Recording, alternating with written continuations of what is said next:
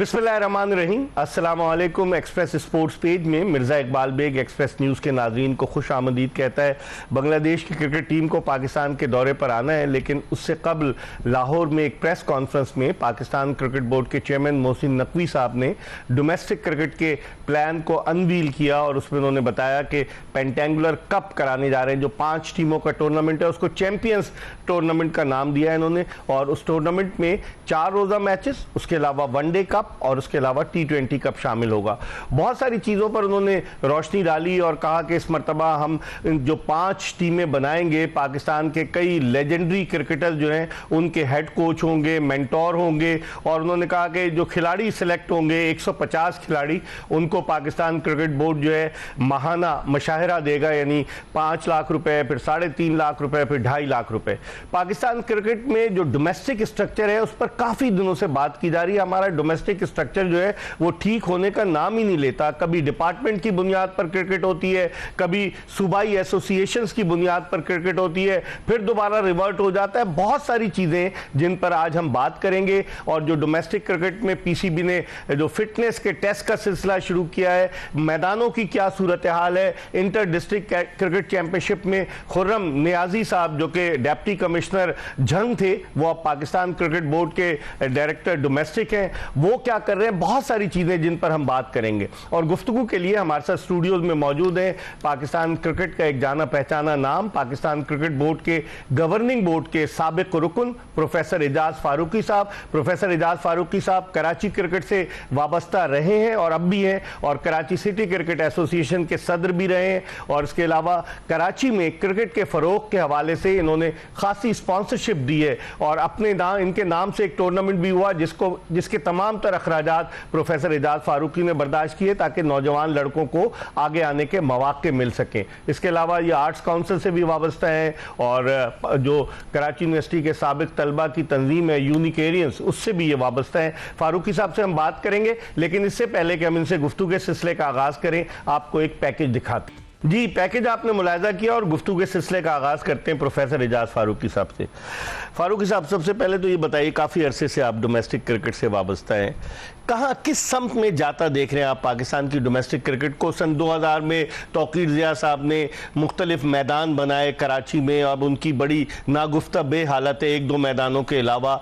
और जो domestic cricket के हवाले से हम हमेशा ये शोर सुनते आए हैं कि जी इसके स्ट्रक्चर को तब्दील कर दें, स्ट्रक्चर बेहतर नहीं है। आप भी पाकिस्तान क्रिकेट बोर्ड के थिंक टैंक का हिस्सा रहे हैं, बोर्ड ऑफ गवर्नर्स के मेंबर रहे हैं, आप इसको कहाँ देखते हैं? पहले तो मैं आपका बहुत शुक्रिया अदा करूँगा कि आपने मेरा जिस तरह तफसीली तारुफ कराया, जिसमें तमाम एवेन्यूज जो मेरे हैं वो सारे के सारे आपने डिस्कस किए। Thank you very much. देखिए, अभी जो ऐलान हुआ है डोमेस्टिक स्ट्रक्चर के बारे में, सच्ची बात है कि मैं तो इससे बहुत खुश हूँ कि अगर ये स्ट्रक्चर कामयाबी से हमारा निकल जाता है, 11 महीने का पूरा प्रोग्राम है, तो मैं समझता हूँ कि इसमें बहुत बड़ी तब्दीली नज़र आ रही है। शर्त यही है कि एक कामयाबी से निकल जाए, और मैं काफ़ी पुरुमीद हूँ। इसमें एक रफ आइडिया यह है कि 14,000 से ज़्यादा मैचेस होंगे। देखिए, हम तो क्रिकेट, आप इंटर डिस्ट्रिक्ट क्लब सब मिला के कह रहे हैं। हाँ, मैं ये जो पूरा स्ट्रक्चर बताया उन्होंने, और हम तो क्रिकेट प्रमोटर हैं। हाँ। तो हमारा तो हमेशा से ये बात हमारी रही है कि ज़्यादा से ज़्यादा क्रिकेट कराई जाए। इससे 2 फायदे होते हैं। एक तो फ़ायदा ये होता है कि वो खिलाड़ी जो क्रिकेट से वाबस्ता हल्के फुल्के हैं और बाकी चीज़ों में ज़्यादा इन्वॉल्व हैं, तो वो ऑटोमेटिकली छट जाएंगे, क्योंकि उनके पास कोई टाइम नहीं होगा, फुल टाइम इनको यहाँ जॉब। दूसरा ये है कि इन्होंने अच्छा पैकेज भी साथ रखा है, तो इससे भी अच्छी उम्मीद की जा सकती है। मगर शर्त यही है कि जब ये पूरा साल निकल जाए, जब पता चलेगा, तब पता चलेगा। और अगर ये कामयाबी से निकल जाए तो मैं समझता हूँ कि ये क्रिकेट के लिए बहुत अच्छा होगा, और स्ट्रक्चर भी हमारा मजबूत होगा, और उसमें इतने ज़्यादा मैचेस की ऐसे नए खिलाड़ियों को आने का भी मौका मिलेगा। और बस शर्त यही है कि एक अच्छा, लेकिन शर्त तो है ये मैं मानता हूं, लेकिन क्या पाकिस्तान के जो टॉप के क्रिकेटर्स हैं वो डोमेस्टिक क्रिकेट में हिस्सा लेंगे? क्योंकि गुज़िश्ता 1-2 बरस से हमने देखा है कि पाकिस्तान के टॉप के क्रिकेटर्स का शेड्यूल इस तरह का होता है कि उनको मौके नहीं मिलते कि वो डोमेस्टिक क्रिकेट खेलें। देखिए, जब किसी प्लेयर को दूसरे टूर्नामेंट्स अगर चल रहे हों, मतलब इंटरनेशनल मैचेस चल रहे हों, तो उसको वैसे भी इजाज़त होती है कि वो दूसरे उसमें जा सकता है। ये तो आप रोक नहीं सकते, उसका हक बनता है उसका। और मगर उसके बाद जो है जहां जहां उनका इन्वॉल्वमेंट होगा वो लाजमी उनको खेलना पड़ेगा। वजह उसकी है कि अब ये एक ऐसा माहौल बन रहा है कि जिसमें जो हमारे इस्टेब्लिश प्लेयर्स हैं वो अगर जूनियर्स के साथ नहीं खेलेंगे तो उनको भी अल्टीमेटली उनको भी कल क्रिकेट संभालना है। सही, आज तो खेलना मगर क्रिकेट संभालना है, ये जहन में रखना चाहिए उनको। तो जब जूनियर प्लेयर्स के साथ नहीं खेलेंगे तो वो उनके जहन में वो बात नहीं आ सकती कि जूनियर्स के साथ क्या क्या मसाइल हैं। सही। अच्छा, जूनियर्स को फायदा ये होता है कि जब सीनियर आदमी उनके साथ खेलता है तो उनको बड़ा हौसले भी बुलंद होते हैं। ये फखरिया अपने दोस्तों में कहते हैं कि भाई हम फला लीजेंड के साथ खेले, तो उनके क्रिकेट में भी बेहतरी आती है। सही। लेकिन जब आप बोर्ड ऑफ गवर्नर्स के मेंबर थे उस वक्त था पेंटेंगुलर कप एक होता था 5 टीमों का जिसमें टॉप के क्रिकेटर्स हिस्सा लेते थे, मुझे अच्छी तरह से याद है, लाइव भी दिखाया जाता था। पेंटेंगुलर कप की तरह से ये चैंपियंस कप कराने जा रहे हैं, तो आप समझते हैं इस कैलेंडर में उसको एडजस्ट करना इनके लिए मुश्किल होगा या इन्होंने उसको एडजस्ट कर लिया है जिस हिसाब से मैंने कैलेंडर जो शेड्यूल दिया उसमें तो एडजस्ट कर लिया उन्होंने। ये नहीं कि एडजस्ट करना है, वो एडजस्ट तो कर लिया है उन्होंने। और मैं समझता हूँ कि इसमें प्लेयर सब अवेलेबल होंगे और वही प्लेयर नहीं होंगे जिनको के जो पाकिस्तान ड्यूटी पर होंगे और उसके अलावा जो डिफरेंट लीग्स होती हैं फारूकी साहब, तो वहाँ लीग्स में अगर वो जाएंगे डोमेस्टिक को छोड़कर, तो ये तो बोर्ड का काम है ना कि डोमेस्टिक में उनकी प्रेजेंस यकीनी बनाए। हाँ, बिल्कुल सही कहा आपने। देखिए, उसमें डिपेंड करता है कि वो कौन सी लीग में जा रहे हैं। अगर कहीं ऐसी जगह जा रहे हैं कि जहाँ उनके खेल में या उनके इनकम में इजाफा हो सकता है और उनके पाकिस्तान को फ़ायदा हो सकता है, वहाँ तो वो उसको रिलीज़ करें, मैं खुद फेवर करूँगा।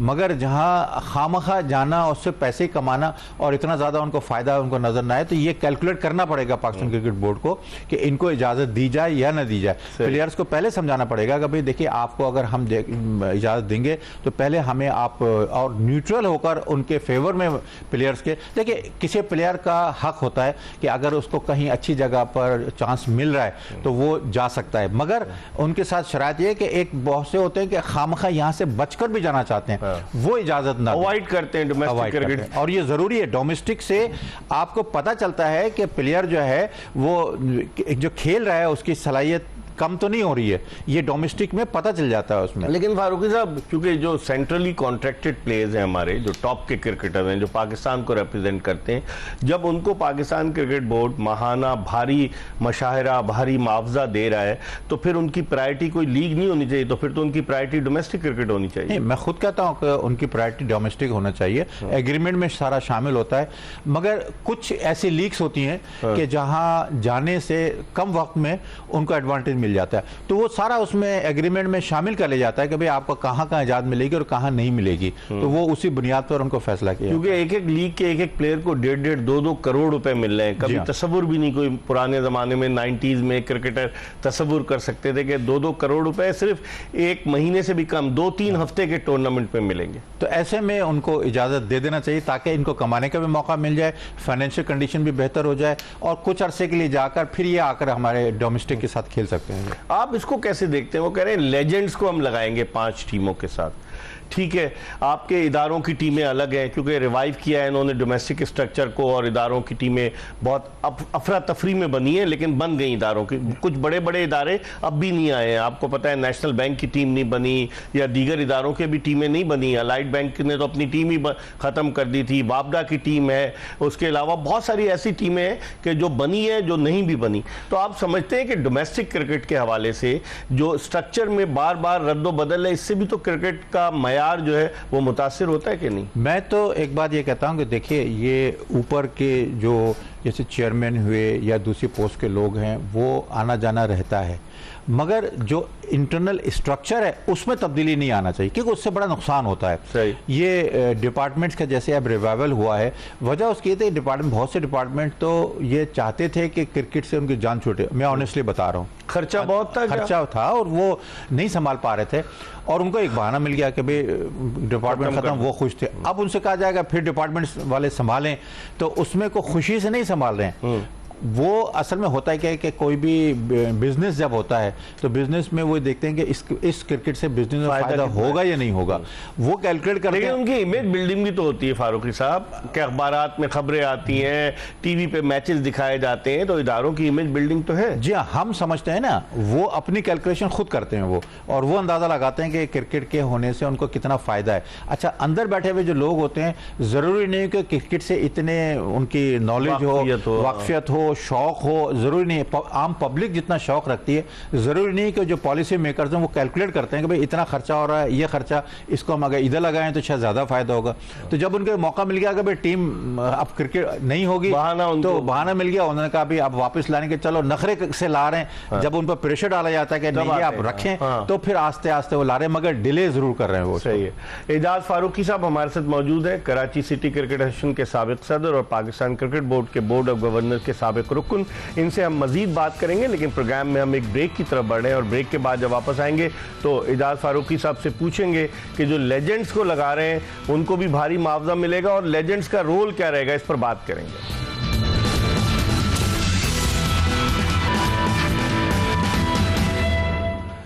Welcome back after the break. आप देख रहे हैं एक्सप्रेस स्पोर्ट्स पेज और हम बात कर रहे हैं पाकिस्तान की डोमेस्टिक क्रिकेट के हवाले से, और हमारे साथ मौजूद हैं पाकिस्तान क्रिकेट बोर्ड के गवर्निंग बोर्ड के साबिक रुकन प्रोफेसर एजाज फारूकी साहब, जिनसे हम गुफ्तगू के सिलसिले को मजीद आगे की तरफ बढ़ाते हैं। फारूक साहब, ये जो लेजेंड्स का कहा जा रहा है कि इनको पैसे भी डेफिनेटली देंगे और वो मेंटोर भी होंगे खिलाड़ियों के, तो आप क्या समझते हैं? एक तो टीमों के इंतखाब के हवाले से बताइए कि जो टीमों का इंतखाब होगा वो मेरिट की बुनियाद पर होगा या नहीं होगा?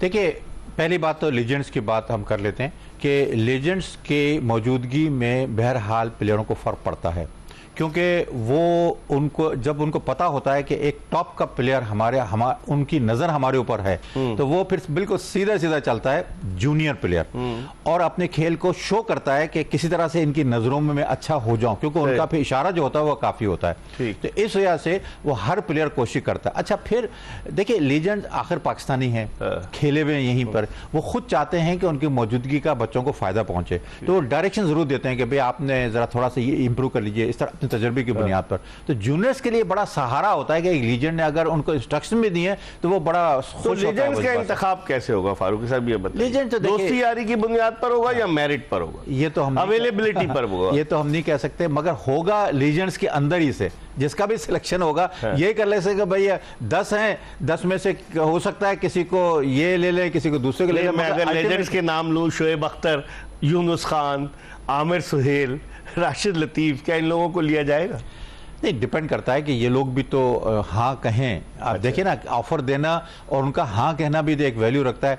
वो अगर नहीं तैयार हुए तो फिर उसके बाद की जो है मिसबाह उल हक तो तैयार हो जाएंगे। वकार यूनुस से उनकी अच्छी अंडरस्टैंडिंग है, वो हेड कोच भी रहे हैं। वकार मिसबाह कप्तान थे। मिसबाह मैं जब मेंबर बोर्ड था और पाकिस्तान की टीम जब टेस्ट में चैंपियन बनी थी, तो जो गुर्ज आया था वो मेस मिला था। हाँ, वो इन्होंने ही रिसीव किया था। मैं डेव रिचर्डसन ने दिया था उस वक्त का आईसीसी का चीफ। एग्जैक्टली, कुछ अरसे के लिए फिर बाद में इंडिया को चला गया था।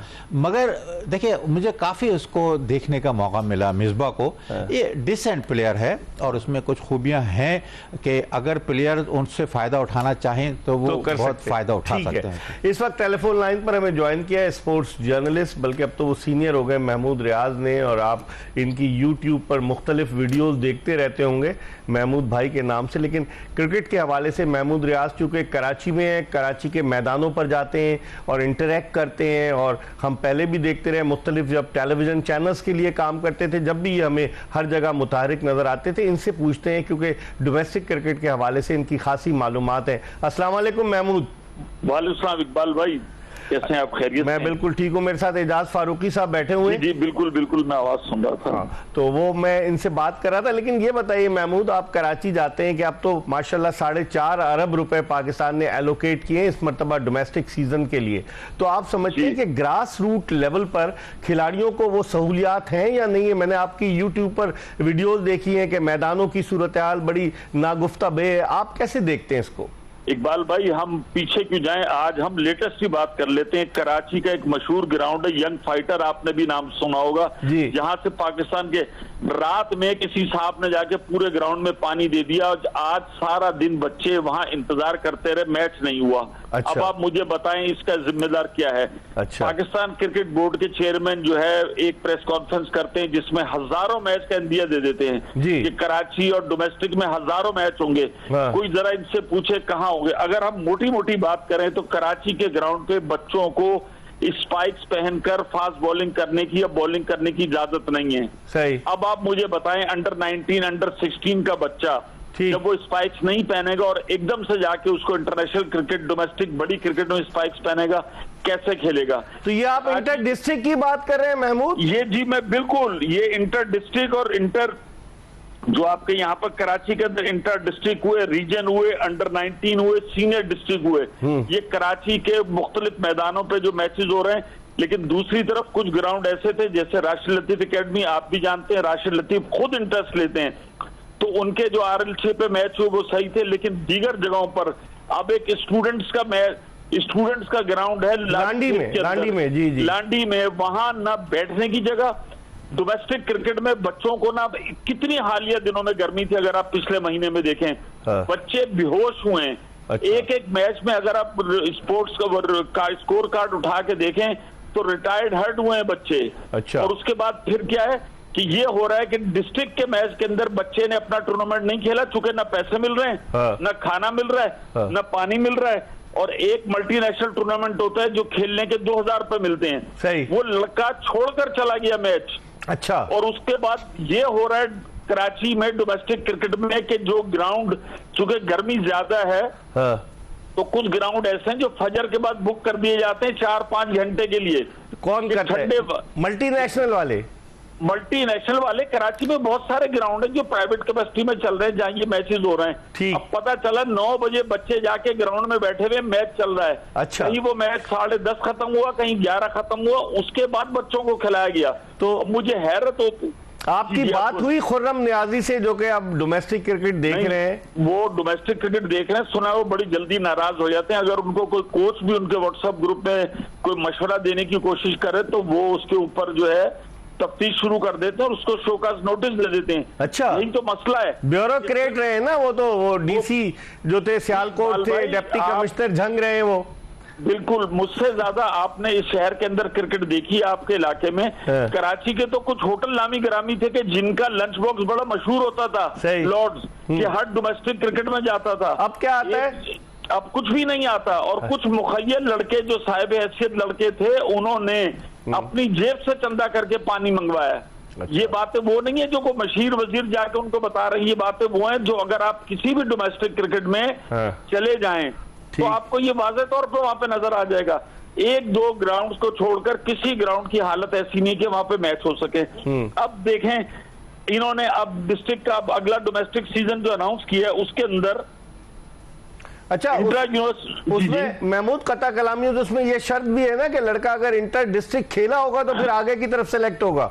अच्छा, अब आप मुझे बताएं, सीनियर डिस्ट्रिक्ट और इंटर यूनिवर्सिटी जो है, तकरीबन इनके 500 मैच होंगे और ये दोनों टूर्नामेंट यकम से लेके 29 सितंबर के दरमियान होंगे। अब लड़का की मर्जी है कि वो ये सीनियर डिस्ट्रिक्ट खेले या इंटर यूनिवर्सिटी खेले।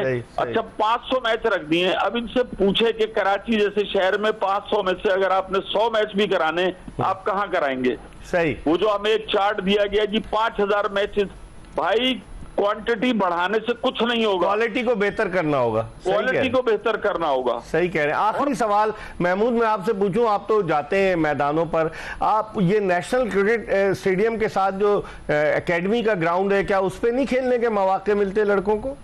नहीं, उसमें नहीं देते। देखें, उसके अंदर कुछ पाबंदी है। उसके अंदर Hanif Mohammad high performance centre है। और उसके अलावा वहां पे 4 से 5 पिचेस भी हैं। कराची के कई, आप सबको ना दें, लेकिन कराची के जो अच्छे लड़के हैं जो टीम में सेलेक्ट नहीं हुए हैं, एक तो ये समझ नहीं आता, चाहे एनसीओ एनसीए में तो हमने देखा है कि पाकिस्तान के बड़े बड़े स्टार प्रैक्टिस टीम में नहीं रहे, नहीं, उनको नहीं दी गई परमिशन। अच्छा। वो कहते हैं कि हमें दी जाए परमिशन। और दूसरी तरफ ये कि हालिया दिनों में एक साबिक कप्तान है और मौजूदा कप्तान है, उनके भाई वहां प्रैक्टिस कर रहे हैं, यूट्यूब की वीडियोस बन रही हैं, सब कुछ हो रहा है। ठीक, तो ये भी हम देख रहे हैं। ये आपने बड़ी अच्छी निशानदेही की। यकीनन पाकिस्तान क्रिकेट बोर्ड के चेयरमैन जो है इस पर तवज्जो देंगे, क्योंकि जब आप 4.5 अरब रुपए खर्च कर रहे हैं और निचली सतह से अगर आप सही इंतजामात नहीं करेंगे तो क्या होगा। बहुत बहुत शुक्रिया। महमूद रियाज, सीनियर स्पोर्ट्स जर्नलिस्ट, हमारे साथ मौजूद थे। फारूकी साहब, आपने सूरत हाल सुनी कि क्या सूरत हाल है। अगर ग्रास रूट लेवल पर, निचली सतह पर हम फैसिलिटीज नहीं देंगे तो फिर क्या होगा। आपके नाम से टूर्नामेंट होता था, उसमें खाना वाना देते थे लड़कों, सब कुछ, पूरा टूर्नामेंट फुल्ली स्पॉन्सर्ड होता था। हाँ।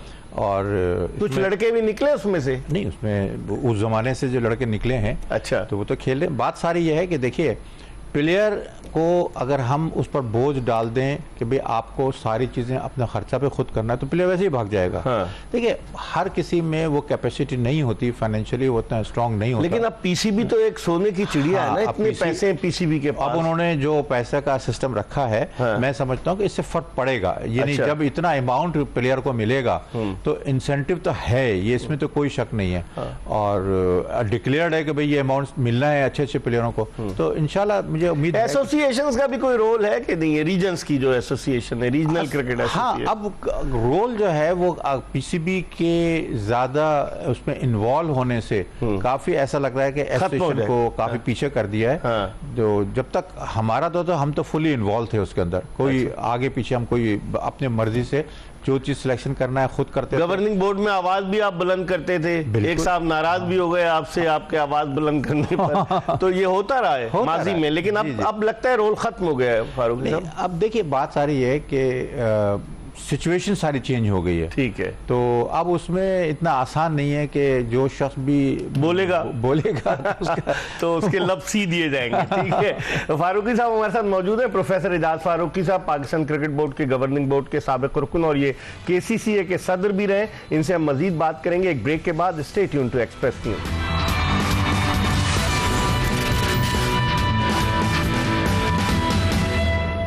ब्रेक के बाद एक मरतबा फिर पाकिस्तान क्रिकेट बोर्ड के बोर्ड ऑफ गवर्नर्स के साबिक रुकन प्रोफेसर एजाज फारूकी के साथ आपको शो में खुशामदीद कहते हैं। और ब्रेक पर जाने से कबल हमारे साथ मौजूद थे सीनियर स्पोर्ट्स जर्नलिस्ट महमूद रियाज, जो जानिब तवज्जो दिला रहे थे कि बहुत सारी बेकायदगियाँ हो रही हैं निचली सतह पर और पाकिस्तान क्रिकेट बोर्ड को इन तमाम चीज़ों को बेहतर करने की ज़रूरत है, क्योंकि मोहसिन नकवी साहब डोमेस्टिक क्रिकेट को बेहतर करने जा रहे हैं और उन्होंने प्रेस कॉन्फ्रेंस में भी कई चीज़ों की निशानदेही की। तो जो पैसा है पाकिस्तान क्रिकेट बोर्ड का, उस पैसे का इस्तेमाल अगर इस निचली सतह पर भी होगा तो उससे खिलाड़ियों को फायदा होगा। फारूकी साहब, अब आप क्या देखते हैं पाकिस्तान में, जिस तरह से पहले डोमेस्टिक क्रिकेट कभी तब्दील होती रही, कभी रीजन्स हो गए, इमरान खान साहब के दौर में जो थे वो रीजन्स और इदारे खत्म कर दिए गए, फिर अब दोबारा आ गए रीजन्स और इदारे दोबारा। आप समझते हैं ये जो चूहे बिल्ली का खेल है, चेंजेस बार बार जो तब्दीलियां हैं, इससे खिलाड़ियों को तो बहुत नुकसान हो रहा होगा? बिल्कुल सही आपने कहा कि जब कोई ऐसी सिचुएशन डेवलप हो कि आपको समझते हैं कि भाई किसी वजह से खामी हो गई है, उसको बेहतर करने के लिए अगर कोई चेंज ला रहे हैं तो फिर बहुत अच्छा होता है। मगर एक सिस्टम अगर चल रहा है कामयाबी से और सिर्फ चेंज के खातिर उसमें अगर चेंज लाते हैं तो उसको फिर नुकसान पहुंचता है। लिहाजा अब जैसे ये ऐलान किया तो इसमें बड़े तादाद में क्रिकेट को इन्वॉल्व कर रहे हैं, पैसा भी अच्छा दे रहे हैं, तो कई फैक्टर्स मेरी नज़र में ऐसे हैं कि जो मुझे काफ़ी पॉजिटिव लग रहा है। तो अगर ये इसको अच्छी तरह से लेकर चलते हैं तो फिर इसमें ट्रांसपेरेंसी भी होनी चाहिए, इसमें अकाउंटेबिलिटी भी होनी चाहिए। फारूकी साहब, ये तो नहीं कि आपने एक सुनहरी बाग ख्वाब दिखा दिया कि भाई ये करने जा रहे हैं, तो उसमें चीजें भी बेहतर होनी चाहिए, मेरिट पर होना चाहिए। तमाम चीजें अगर मेरिट पर हो जाएं तो ये सिस्टम बहुत अच्छा चल सकता है ये। और इसके फिर रिजल्ट जो हैं वो तकरीबन 11 महीने के बाद फिर उसमें कोई अगर कमजोरी नजर आए तो उसको इम्प्रूव कर सकते हैं इसके अंदर। ठीक है, मैं आपकी तरफ आऊंगा वकार यूनुस के हवाले से कि वकार यूनुस जो है वो सारा देखेंगे तो क्या होगा। इस वक्त टेलीफोन लाइन पर हमें ज्वाइन किया मुल्तान से, मुल्तान के क्रिकेट ऑर्गेनाइजर हैं जमील कामरान साहब, अपना क्लब भी चलाते हैं, अव्वलीन क्रिकेट क्लब, अव्वलीन स्पोर्ट्स, और इसके अलावा ये फर्स्ट क्लास के साबिक अंपायर भी रह चुके हैं। इनसे पूछते हैं। अस्सलाम वालेकुम जमील। वालेकुम सलाम मिर्जा साहब। जमील, ये बताइए क्या सूरत हाल है मुल्तान में? वो जब ज़का अशरफ के दौर में एक साहब आए थे जो स्क्रूटनी भी कर रहे थे और बहुत सारी चीजें हुई, अब क्या सूरत हाल है? अब तो तब्दीली आ गई है ना? हाँ, उसमें मेरा साहब ये है कि वो जो स्क्रूटनी वो तो नहीं हो सकी थी। राय अहमद नवाज साहब थे ना वो? जी जी जी जी। तो वो अब स्क्रूटनी तो नहीं हुई, क्योंकि ऑलरेडी हमारी पेंडिंग थी, स्क्रूटनी होनी थी, हमारे 6 साल कंप्लीट होने थे इस साल अक्टूबर में। तो वो डिस्ट्रिक्ट के इलेक्शन हो गए थे और अभी रीजन के इलेक्शन जो ना वो अभी होने हैं। उसमें सिर्फ एक रुकावट ये थी कि डीजी खां का जो प्रेसिडेंट इलेक्शन है ना जी, वो उसका स्टे हुआ था, जिसकी वजह से अभी तक रीजन के इलेक्शन नहीं हो रहे। बाकी यहाँ क्रिकेट माशाल्लाह ये क्लब क्रिकेट जो हो रही है, पीसीबी ने जो बड़ा अच्छा एक इंतजाम किया है। हाँ। मुल्तान डिस्ट्रिक्ट में जो है वो तकरीबन 103 मैच हुए हैं क्लब क्रिकेट के। अच्छा जमील, ये बताइए कि क्या सूरत हाल है? ठीक है, आप कह रहे हैं कि मैचेस हो रहे हैं, 100 से ज्यादा मैचेस तो हो गए, लेकिन मैदान की क्या सूरत हाल है? सहूलतों की क्या सूरत हाल है? क्या कागजों का पेट भरने के लिए मैचेस हो रहे हैं, आप समझते हैं, और नया टैलेंट सामने आएगा कि नहीं आएगा? क्या सूरत हाल है ये? मेरे साहब उसमें ये है कि जैसे पहले क्लब क्रिकेट आपको पता ही है कि बिल्कुल खत्म होकर रह गई थी। अब इससे ये है कि कम से कम क्लब क्रिकेट शुरू हुई है, जिससे ना ग्राउंड भी सर आबाद हो रहे हैं और ग्राउंड में बेहतरी आ रही है। अभी इन्होंने एक और अच्छा कदम किया है, देखें अल्लाह करे कि हर ग्राउंड में ये पीसीबी जो है ना जी, वो ग्राउंड के लिए क्यूरेटर भी दे रही है। हाँ, वो टोनी हेमिंग्स आए हैं, वो ट्रेन करेंगे क्यूरेटर्स को और वो फिर ग्राउंड्स पे जाएंगे। लेकिन आप क्या मुल्तान में कितनी टर्फ विकेट्स हैं जहां मैचेस हो रहे हैं? मुल्तान में अपना मिर्जा साहब हमारे पास 6 टर्फ पिचेज हैं, जो 2 यूनिवर्सिटीज के ग्राउंड है और 2 आपको पता है एक बड़ा कदीमी ग्राउंड है नवा शहर वाला, वो स्पोर्ट्स ग्राउंड है, और कासिम बाग मुल्तान क्रिकेट स्टेडियम है।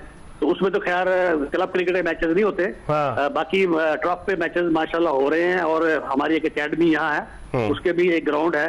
तो अच्छा, पाकिस्तान क्रिकेट बोर्ड की एकेडमी भी है वहाँ मुल्तान में? वो तो सारी इंजमाम के नाम से है ना, जो नेशनल एकेडमी जो हमारा स्टेडियम है ना, वही वो एकेडमी है इंजमाम के नाम से।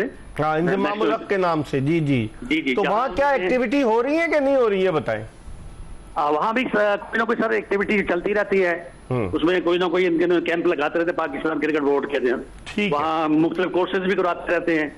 बाकी ये है कि क्लब क्रिकेट सर काफी इसमें बेहतरी आई है और इस दफा मुल्तान डिस्ट्रिक्ट की चैंपियन भी बॉलिंग स्पोर्ट्स हो गई है। ठीक है। वो राय अहमद नवाज का क्या रोल है? वो तो इधर उधर चले जाते हैं ना, अब सुने कि वो मियां अजमत परवेज के साथ मिल गए जाकर। हाँ सर, सुनना तो यही है, बाकी पता नहीं अब क्या उसका होता है। चले, उसका आपको पता ही है वो कहाँ सियासत करेंगे। वो तो ज़का अशरफ का दायां बाजू थे ना राय अहमद नवाज, उन्होंने तो अपने बेटे को भी भर्ती करा दिया था मुल्तान क्रिकेट स्टेडियम में। जी जी जी। बाकी सर ये है कि अपना मुल्तान रीजन के इलेक्शंस होना बहुत जरूरी है। हाँ। वो अगर इलेक्शंस हो जाएं तो बड़ा अच्छा हो जाएगा, क्योंकि आपको पता है कि मुल्तान में असल में काफी अरसे से जो रीजन का इलेक्शन रुका हुआ है। सही। क्या वजह है उसको नहीं करवाया जा रहा, तो ठीक है, अल्लाह उससे बेहतरी आएगी यकीनन। तो मुल्तान में तो बड़े, आखिरी सवाल, मुल्तान में तो बड़े क्रिकेटर्स इस रीजन ने, बूरे वाला हो गया, फिर विहाड़ी हो गया, फिर इधर आ जाए भावलपुर हो गया, फिर मुल्तान हो गया, मुख्तलिफ और साहिवाल हो गया, तो वहां से तो बड़े क्रिकेटर्स निकले ना। जी जी, बड़े क्रिकेटर माशाल्लाह से। साहिवाल बूरे में देख ले, बुरा से अपना वकार यूनुस निकला है। हाँ हाँ, वो मुझे ठीक है। बहुत बहुत शुक्रिया आपका। जमील कामरान थे क्रिकेट ऑर्गेनाइजर, जो मुल्तान से हमसे टेलीफोन लाइन पर बात कर रहे थे, और उनका ये कहना है कि वहाँ क्लब क्रिकेट हो रही है, जो बड़ी खुशाइन बात है। और उन्होंने बताया कि पाकिस्तान क्रिकेट बोर्ड ने जो एकेडमी बनाई है, जो इंजमाम उल हक के नाम से, उस एकेडमी में भी एक्टिविटीज हो रही हैं। हम प्रोग्राम के आखिरी ब्रेक की तरफ बढ़ रहे हैं। प्रोफेसर एजाज फारूकी साहब हमारे साथ मौजूद है। ब्रेक के बाद जब वापस आएंगे तो मजीद कुछ बात करेंगे। Stay tuned to express news.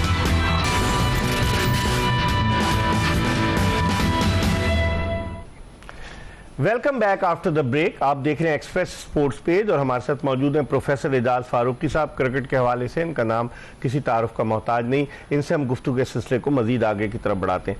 अब फारूकी साहब, जिस तरह आपने जमील कामरान की गुफ्तगू सुनी, पंजाब में तो हो रहा है, मुल्तान में, लेकिन ये जो इंतखाबात होते हैं, जो रीजन्स के इंतखाबात, उस पर भी क्वेश्चन मार्क होता है। जो क्लबों की स्क्रूटनी है उस पर भी क्वेश्चन मार्क है। फिर जो सिलेक्टर्स आते हैं सिलेक्शन के लिए, वो मुख्तलिफ दूसरे शहरों से आते हैं। आप इस बात से इत्तफाक करते हैं कि एक सिलेक्टर जो कराची में नहीं है और बाहर से आकर सिलेक्ट कर रहा है, वो ईमानदारी से काम कर सकेगा? पहली बात तो आपने कहा कि ये जो बहुत सी जगहों पर स्क्रूटनी जो है वो नहीं हो पाई और कुछ जगहों पर हो गई। मिसाल तो कराची में स्क्रूटनी हो गई थी। सही। और मैं समझता हूँ कि जो पिछली स्क्रूटनी हुई थी वो बहुत अच्छी हुई थी।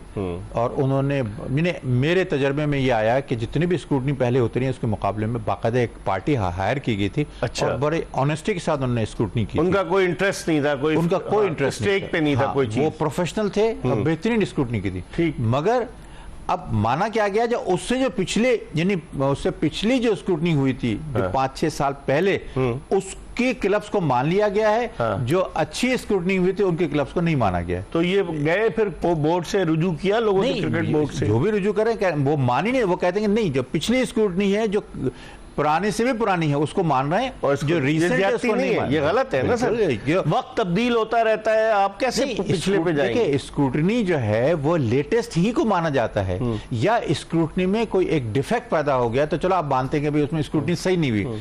हर शख्स ये मान रहा है कि जो पिछली स्क्रूटनी हुई थी खासतौर से कराची में, तो हम सब इस बात पर मुतफिक थे कि उन्होंने बहुत ही सही स्क्रूटनी की, ईमानदाराना अंदाज से, बहुत ही ईमानदार, प्रोफेशनल थे। उन्होंने किसी कोई बात नहीं सुनी, किसी की नहीं सुनी बात। मगर उससे जो पिछली स्क्रूटनी थी वो उन्होंने उसको मान रहे हैं। तो ये एक बड़े एक ऑब्जेक्शनेबल बात है सही कि लेकिन बोर्ड से किसी ने रुजू अगर किया भी तो बोर्ड ने उसको नहीं एक्सेप्ट नहीं अहमियत दी। वो पॉलिसी ऐसी बना ली कि पिछली स्क्रूटनी, लेकिन पहले भी तो नदीम खान ने जो पॉलिसी बनाई थी कि क्लब का ग्राउंड होना चाहिए, स्विमिंग पूल होना चाहिए, वो सब खत्म हो गई। देखिए एक पॉलिसी बनाई जाती है, अच्छा पॉलिसी में जरूरी नहीं है कि ऑनेस्टली जब सिलेक्शन होता है या स्क्रूटनी की जाती है तो अगर आप देखेंगे उसमें तो फिर कोई क्लब आ ही नहीं रहा है। हाँ। 1-2 क्लब आ रहे हैं पूरे कराची से, अगर 2-4 क्लब आ रहे हैं फिर तो क्या फायदा? तो उसको क्या करते हैं कि फिर उसको सॉफ्ट कर दिया जाता है कि भाई किस हद तक सॉफ्ट किया जाए। तो इन्होंने किया था सॉफ्ट? हाँ इन्होंने सॉफ्ट किया था। अच्छा। मगर उस हद तक सॉफ्ट करके लेकर गए कि जो एक मिनिमम रिक्वायरमेंट होना चाहिए क्लब की, वहां आकर वो रुक गए।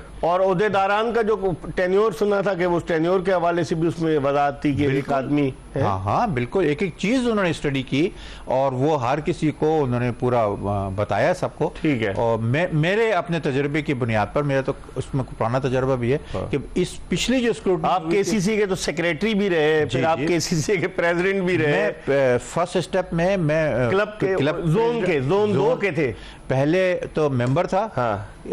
अपने दाऊद स्पोर्ट्स क्लब का, हाँ। प्रेसिडेंट था, हाँ। फिर उसके प्रेसिडेंट हुआ जोन 2 का मैं, हाँ। फिर सेक्रेटरी हुआ और फिर प्रेसिडेंट और फिर पाकिस्तान क्रिकेट बोर्ड का। ये अच्छा एक मतलब एक प्रोसेस के जरिए। लेकिन ये बताएं जो बाहर के लोग वक्त कम है जो आते हैं सिलेक्शन के लिए, वो सही है तरीके का?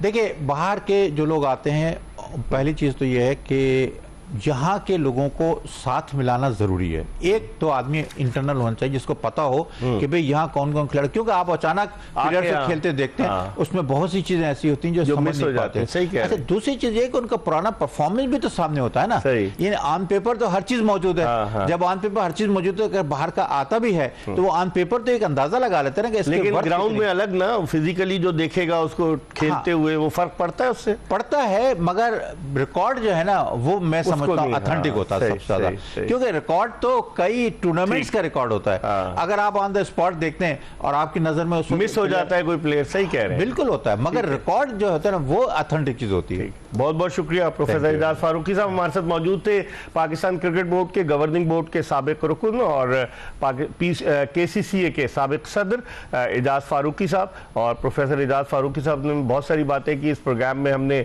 ऑनलाइन लिया महमूद रियाज को और जमील कामरान को। हमें उम्मीद है कि ग्रास रूट लेवल के हवाले से ये गुफ्तगू आपको पसंद आई होगी। इंशाअल्लाह अगर जिंदगी ने वफा की तो अगले शो में फिर आपकी खिदमत में हाजिर होंगे। मिर्जा इकबाल बेग और एक्सप्रेस न्यूज की पूरी प्रोडक्शन टीम को इजाजत दीजिए। अल्लाह हाफिज।